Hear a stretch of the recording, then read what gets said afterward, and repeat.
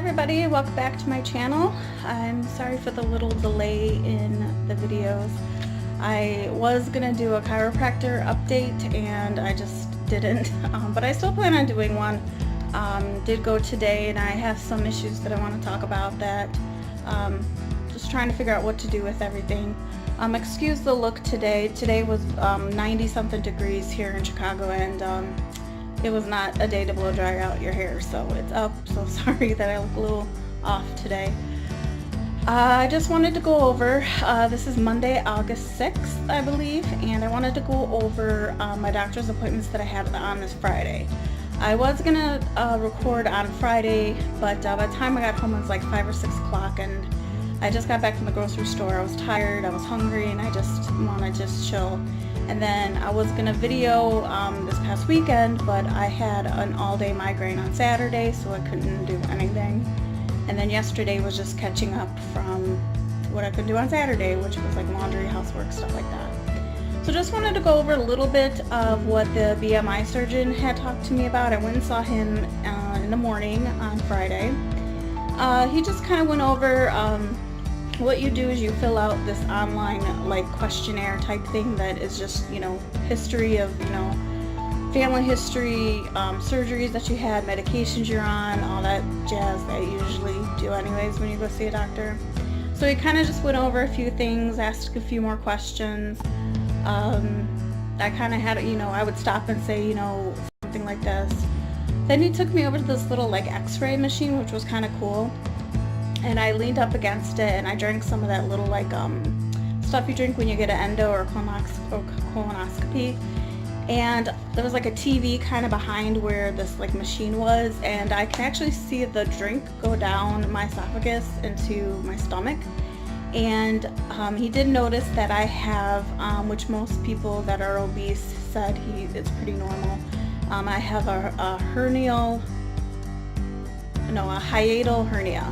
I think it's H-I-A-T-E-L or T-A-L hernia. And he said it's just where your stomach starts pushing up into your esophagus. And he said mostly it's nothing too worried about. He said if it's a huge concern, he said we can fix that when I actually get the surgery done. So that was kind of cool to see though, because it was kind of cool to see the little drink go down. And then you see the little pouch, it's like a little circle that it goes down into, and then it goes into your stomach. So it was weird, but it was cool at the same time. So after that, he kind of just went back in the room and he kind of like, did the little normal, feeling for your, I guess, thyroid area on your neck, listened to my breathing. He kind of like checked my legs, kind of felt them a little bit, because I learned later on when I talked to you about my other doctor, the new primary care physician, I'm retaining a lot of water.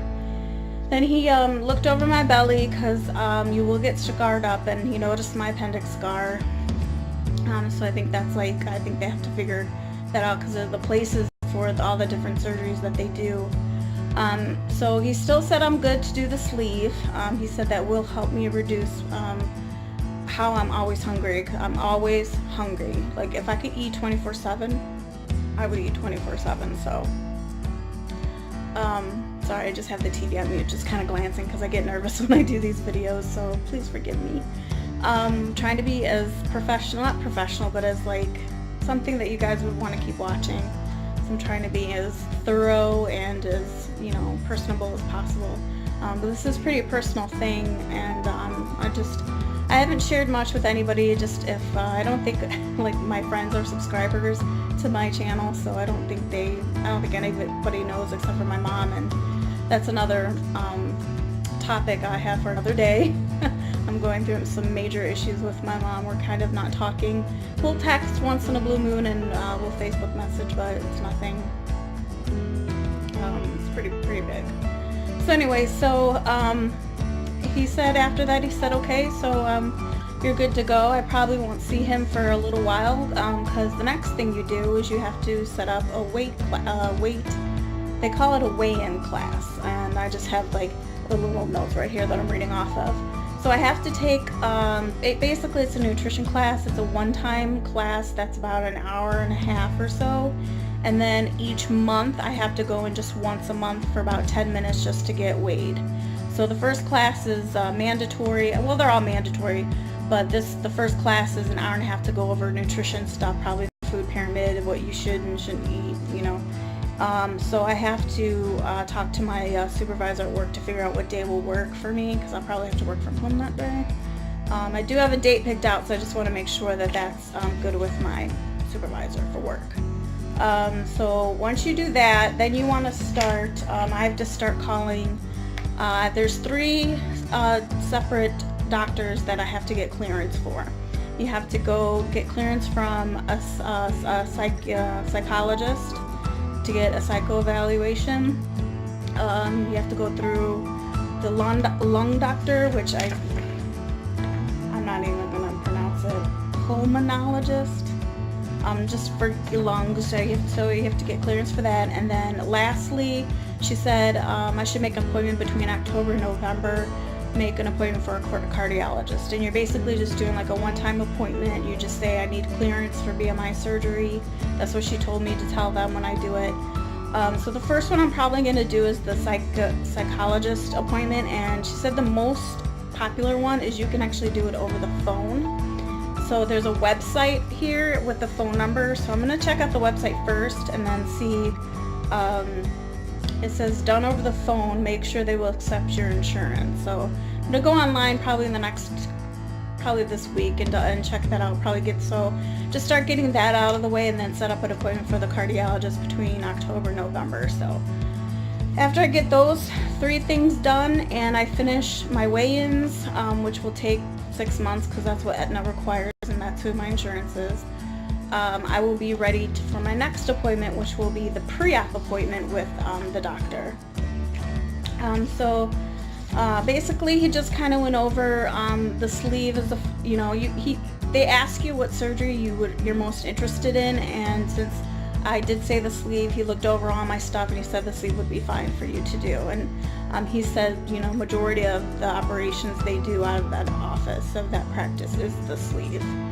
Then he just went over some things that I need to avoid, liquid calories, sweets, and high calorie snacks. And I need to get back to working out, which I know is hard because I hate working out. And I need to incorporate cardio resisting training as long as my body allows it. So I went to a chiropractor today, and this chiropractor practice, it's Chiro One Wellness Centers. What they do is the first 3 months that you do it, you do these little physical therapy exercises before or after you get adjusted. And now I'm just in a part where I just get adjusted, and then there's a thing called traction where you kind of just like lean back. And I've just been having a lot of issues with that, so I'm just worn out, my body's hurting, and I'm like, I'm not exercising today, because the days that I go to the chiro, I don't consider a workout day. Okay, so those are my next steps for the surgery. I guess I should have said, I know people do the weight thing. On Friday, when I weighed myself at home, I'll date it, August 3rd, in the morning at home, I weighed myself, I was 278. Both doctors, because I went to the BMI surgeon, and then later that afternoon I went to a new primary care physician. Both doctors weighed me in at 280 on Friday, August 3rd. Just get that out of the way, because I do have something to talk about with this. So with the new primary care doctor I went to go see, I have to go in for my blood work. He wants to get everything done, like the lipid profile, the metabolic profile, the lipid panel. He wants to check me for magnesium. I always get checked for vitamin D to make sure that I'm getting enough, which I don't think I am, because I usually take supplements and I haven't, just because I haven't gone to the store, and I only try to buy them when they're on sale so I could get like another supplement, but last time I went I just didn't feel like getting anything. So I'm doing that this Saturday, which is the 11th, so I'm gonna do it then. They took my blood pressure, and that was another issue that we're dealing with, is high blood pressure. I am pre-hypertension most likely. They did it twice. Both the bottom numbers were at least 100, and the nurse said that was not good. So then what was cool is like this doctor has this little like chart thing over here, and it tells you, it might be backwards, so I'm not gonna show it, I guess. So it shows you your blood pressure and that. I kind of like these little like note things they give you for your visit. So we did talk about weight loss, and I told him I was doing weight loss surgery. He did know my neurologist, Dr. Curtin, and I forgot to call Dr. Curtin today to let him know about everything that's going on. So I'm going to try to remember to call him tomorrow. He spoke highly of Dr. Curtin, and he said that because I am probably retaining water, I am on a water pill, and I have been peeing a lot. But weight-wise, I weighed myself today, which is August 6th, and I went to 273. So it's kind of funny how that was like 7 pounds just within 2 to 3 days. So I kind of like it, but peeing like every 2 hours is not fun, but I'm gonna do it because I need to get my health on track, because I'm just not doing great. So then we're just gonna try to keep, so after the lab work, he said he wants to see me in 3 weeks, the new primary care doctor. PCP, I guess what they call it. No, PMP. Primary care. No, PCP. Anyway, sorry. I'm trying to like not make this a super long video, but I'm trying to get as much information as I wanted to tell you guys. So he actually gave me some notes as well as to the different things to look into. Of course, he wants to reduce my weight. He recommends the DASH eating plan. So I'm actually been on Pinterest and kind of looking at the different things that I can eat. So I might start that. I've been doing low carb forever, and it's too hard. And I think this you can incorporate some carbs, I guess the good carbs. So I have to look a little bit into that. He wants me to reduce my salt, because that's the retaining of water, which I don't think I do a lot of salt, but maybe I do. And he wants me to incorporate, the exercise and all that stuff. So he wants me to start working out at least 2.5 hours per week, spread out over time. For the exercise, he wants me to do strength training with weights and resistance. The food thing, fruits, vegetables, protein, keep the fat content low, choose low-fat dairy products, which I don't eat a lot of dairy. I am obsessed with string cheese, so I have to look into that because I eat quite a few. Whole grain products, so not white, more of the grain wheat stuff, I guess. And of course, I've been drinking a lot of water the past few days, which is probably what is causing some of the water loss and some of the weight loss, which is kind of nice. Then it was, I also wanted to make a note that I have to also go see my sleep apnea doctor next week. They see the CPAP machines, I believe most nowadays have like a chip, like a SIM card chip type thing. And I sent it into the sleep care place, and they sent it to my doctor, and I'm not compliant. I guess that has to do with the insurance part.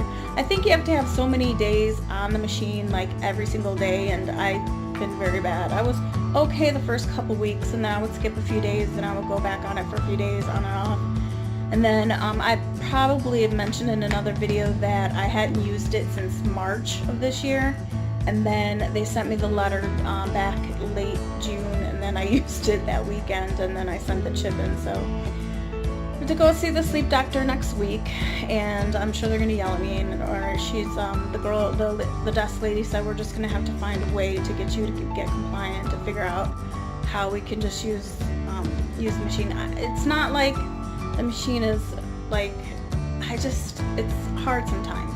And living in an apartment where your walls are super thin and you can hear everything your neighbor's saying and doing, sometimes I can't fall asleep at night. If they're watching TV, I'm laying there just not being able to fall asleep, and I take the mask off, I go sleep on my couch where it's quiet. And so, I don't know, I just, we'll see what he says. Maybe when I try to finally do my chiropractor video, I'll talk a little bit about that. So I'll do that within the next week or so. We'll see what the sleep apnea doctor says. I know, I just gotta get used to using the machine every single night and deal with it. And if I need to come in the sleep on my couch, I might have to bring it in here. So I think that is all. What are we at? Almost, well, about a little over 15 minutes, not too bad. So that is what I've gotten so far for my weight loss journey here with surgery. So the next step is to make a psychiatric appointment and a lung doctor appointment to get clearance for insurance purposes, and get blood panel work done on Saturday. And then I have my primary care physician in 3 weeks, probably go over the tests, results and everything, see what that next step is, and I'll keep you posted. So sorry for the delay once again. I promise I will do a chiropractor update video within the next week or two, and I appreciate you guys sticking around. So if you haven't already, please click that subscribe button. If you liked this video, click that little like button. Click the bell for future notifications, and we'll talk to you guys soon.